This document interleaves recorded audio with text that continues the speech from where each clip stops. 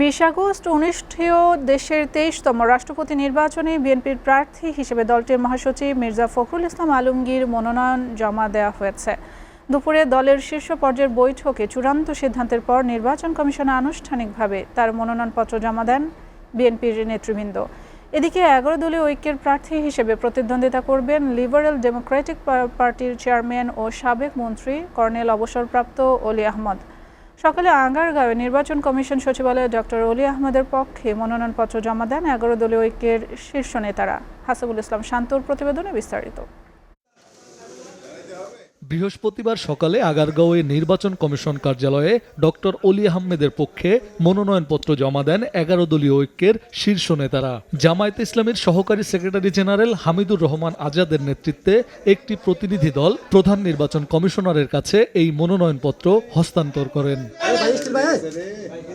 যে কোনো মূল্যে নির্বাচনকে প্রতিদ্বন্দ্বিতাপূর্ণ ও গণতান্ত্রিক ধারা অব্যাহত রাখার অঙ্গীকার ব্যক্ত করে জোটের সমন্বয়ক জানান, জয়ের চেয়ে গণতান্ত্রিক ধারা অব্যাহত রাখাই তাদের মূল লক্ষ্য।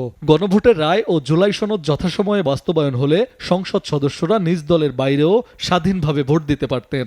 সাংবিধানিক বাধ্যবাধকতা একটা ব্যারিয়ার তৈরি করেছে, সেটা হচ্ছে আর্টিকেল 70 আমাদের কনস্টিটিউশনে 70 অনুচ্ছেদ বলে, যেটা নিয়ে আমরা ঐক্যমত্য কমিশনে সংসদ সদস্যদের স্বাধীনভাবে তার মতামত জাতির স্বার্থে, জনগণের স্বার্থে, দেশের স্বার্থে রাখতে পারে, সে ডোরটা ওপেন করা।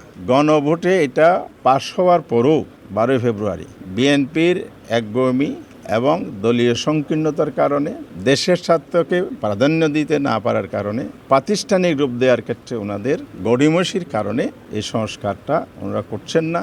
এদিকে দুপুরে নির্বাচন কমিশন কার্যালয়ে মির্জা ফখরুল ইসলাম আলমগীরের পক্ষে মনোনয়নপত্র জমা দেন সরকারি দলের চিফ হুইপ। পরে তিনি সাংবাদিকদের আশা প্রকাশ করে বলেন, রাষ্ট্রপতি নির্বাচন প্রতিদ্বন্দ্বিতাপূর্ণ হবে এবং নির্বাচন হবে আমাদের সংসদ ভবনে এবং আমাদের মাননীয় প্রধান নির্বাচন কমিশন সেখানে নির্বাচন দায়িত্ব পালন করবেন। তিনি রিটার্নিং অফিসার হিসেবে দায়িত্ব পালন করবেন এবং সেখানে আমাদের মাননীয় সদস্যবৃন্দ আমরা সবাই ভোট দেবো। 349টা ভোট আছে।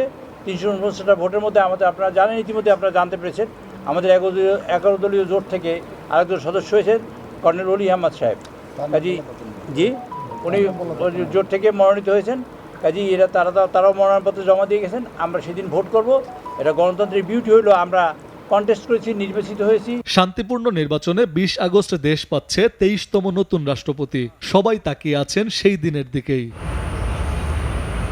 হাসিবুল ইসলাম শান্ত, SA TV, ঢাকা।